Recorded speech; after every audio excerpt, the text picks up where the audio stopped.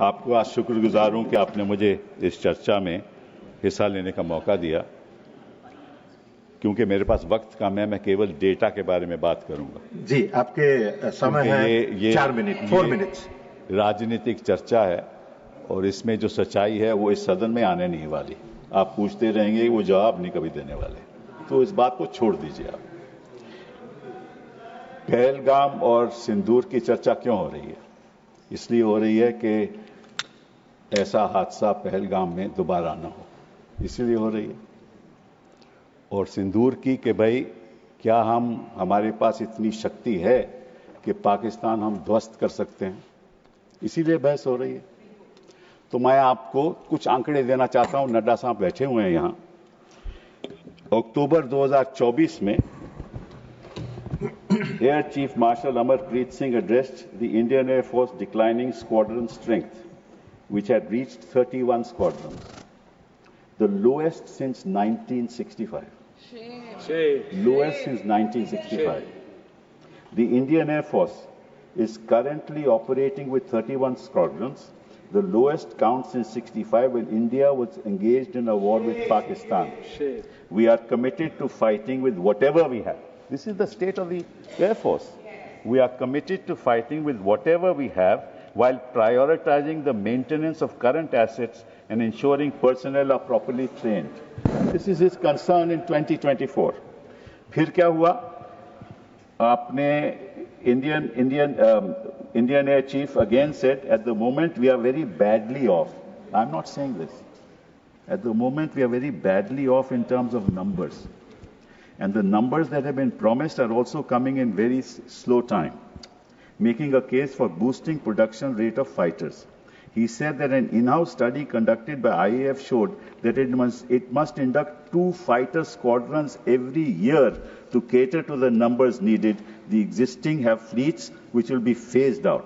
Now, what is that existing fleet that is being phased out? Your MiG-21 being phased out. Your MiG-29 being phased out. Your 2000 Mirages being phased out. So what are you left with? Su-30 MKI. Su-30 MKI is what you're left with. And the Rafale aircraft is a 4.5 generation aircraft.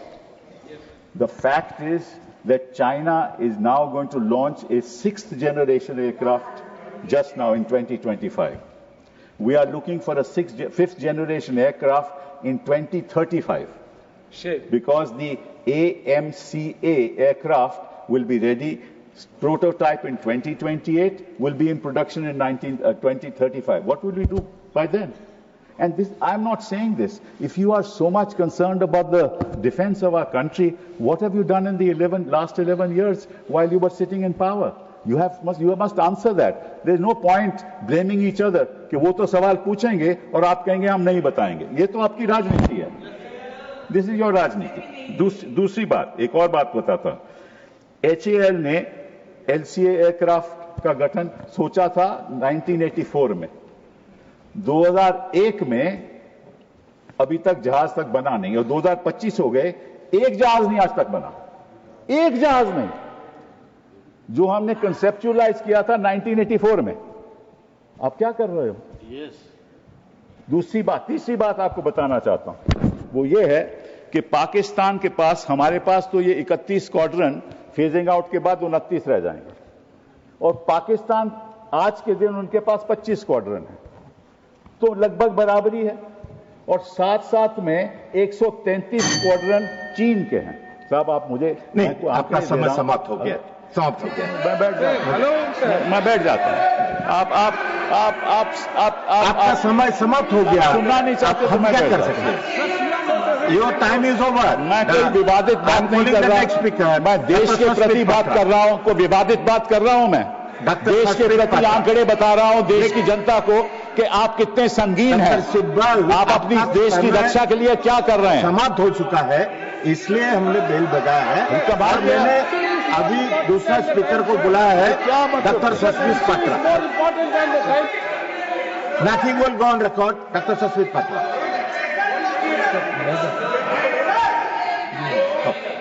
Sorry doctor Medha Vishwam Kulkarni. Medha ji.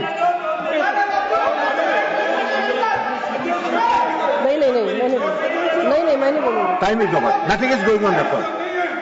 Mehta ji, no,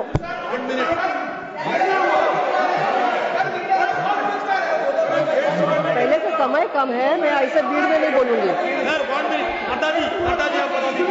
उसको नहीं मिलेगा। that's 1 minute. I am giving you 2 minutes. Please complete in 2 minutes.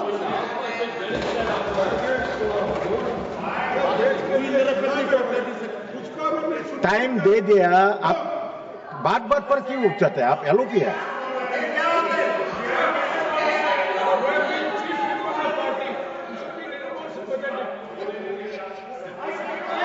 Mic, ये तो हो गई हमारी preparation की बात कि हमारे पास इतना साधन नहीं है कि हम पाकिस्तान को ध्वस्त कर दें।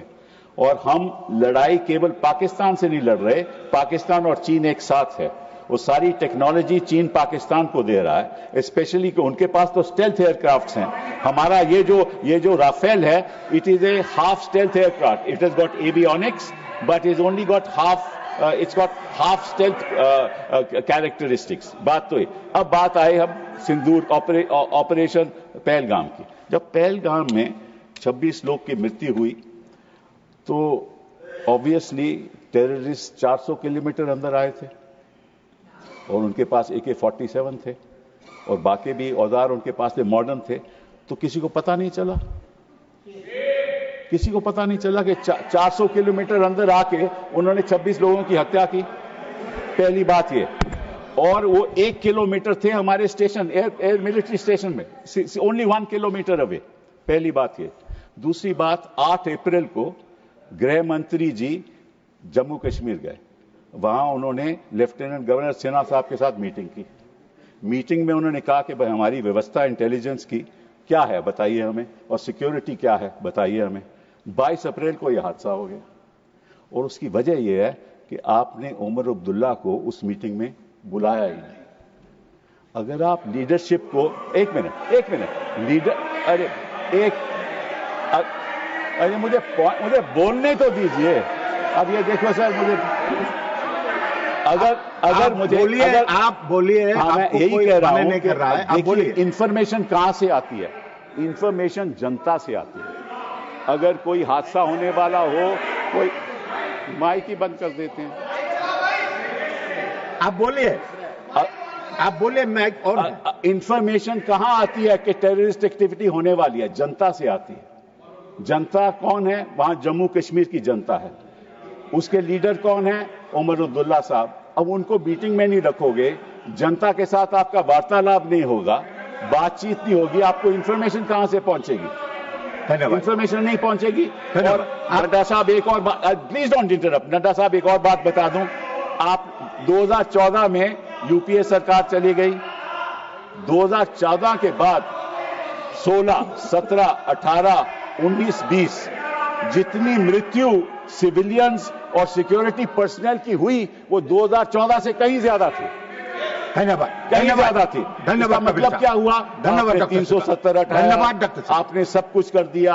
आपने वादा किया कि यहाँ को टेररिज्म खत्म हो गया है, वो सारा शिफ्ट हो गया जम्मू में। और आपने 1 लाख 80,000 जो मेहता जी बोलेगा आर्मी के लोग कम कर दिए।